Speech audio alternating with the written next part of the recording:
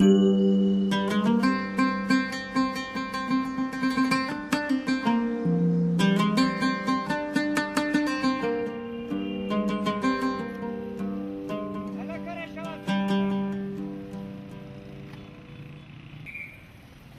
انکشاف ملی افغانستان محصول مشوره‌های گسترده در سطح ملی، ولایتی و محلی می باشد. مشوره‌های ملی تمام نهادهای عمده دولتی و جامعه مدنی به شمول سازمان‌های غیر دولتی، انجمن‌های فرهنگی، جمعیت‌های مذهبی، بزرگان قبایل، سکتور خصوصی، کارشناسان انکشافی و مجامع بین‌المللی را در بر گرفتند.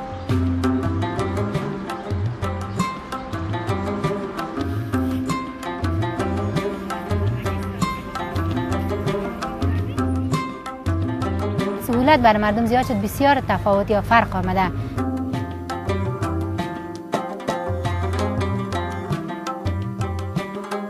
پانتون ته ډیر خدمتونه وسوه.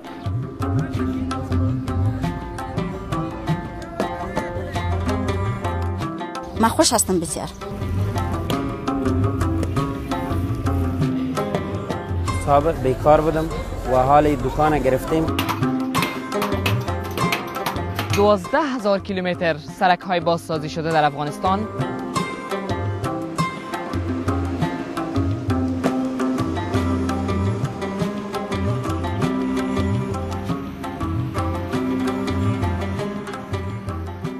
تا حد امکان بازسازی شده.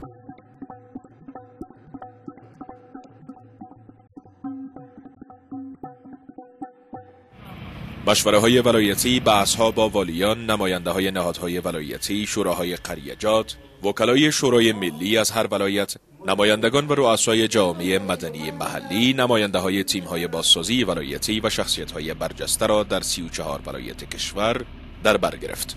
بیش از 17,000 نفر که در حدود 50% آنان را زنان تشکیل می‌دهند، به طور مستقیم در این مشوره‌ها اشتراک نمودند. نماینده حکومت میاین و مشکلاتای ما را از نزدیک میبینین.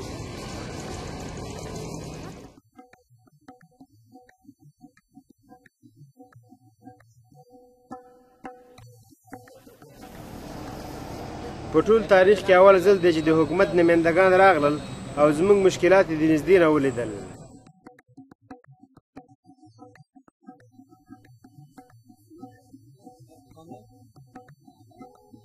دغه خپل افغانستان جوړوو.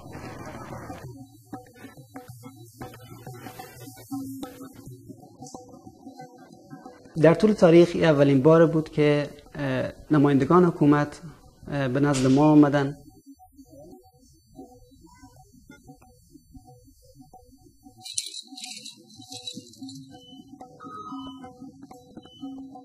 مشکلات ما را دیدن، نظریات ما را پرسان کردن.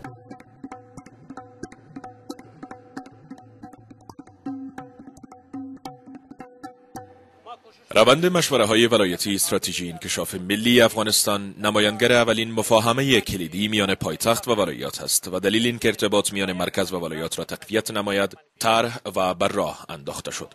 حاصل این روند مشورتی را طرح 18,500 پلان انکشافی در سطح قریه‌جات، 290 پلان انکشافی در سطح ولسوالی‌ها و بالاخره 34 پلان انکشافی ولایتی تشکیل می‌دهد. پلان‌های ولایتی نیازها و اولویت‌های انکشافی کلیدی هر یک از ولایت را شناسایی نمودند.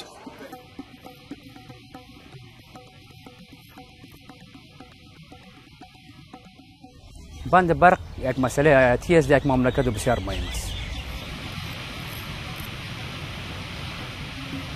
ما امید دارم که مردم دیگر هم مثل ما وارد فابریکا آواز کنه.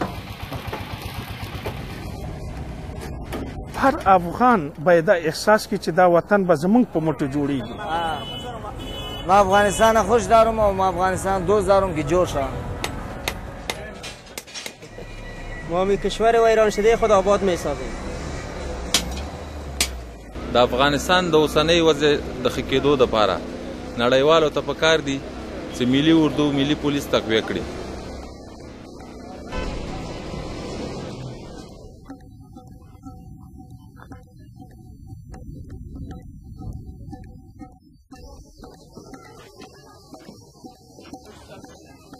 ما کشور ویران شده خود آباد میکنیم.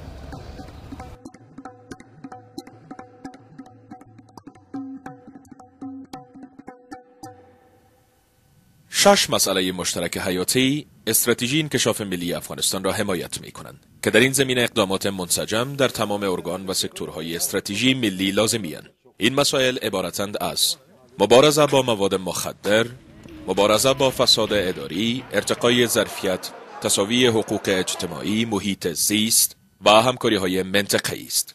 این مسائل با هم ارتباط متقابل داشته و به طور مشترک چالش‌های جدی را متوجه تطبیق موفقانه استراتژی انکشاف ملی افغانستان و دستیابی به اهداف انکشافی 15 ساله می‌سازند.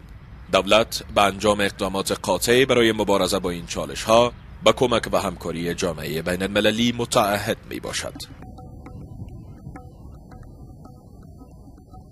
د خپل وطن د ودانۍ په خاطر باید خپل مسئولیت وپیژني و خدمت کنه به وطن خود. در از بین بردن مواد مخدر مبارزه جدی کرده و با دولت همکار هستیم. تعلیم تربیه افغانستان باید که بسیار کمک شود. در کدام مملکتی که مکتب باشه روشنی در اونجا خیلی زیاد می باشه. دا وطن افغانستان دی او د افغانانو پورې تعلق لري. و این کار مشترک است که تمام اقشار باید در این سهم داشته باشند. چې دغه د خپل د وطن سره مینه لري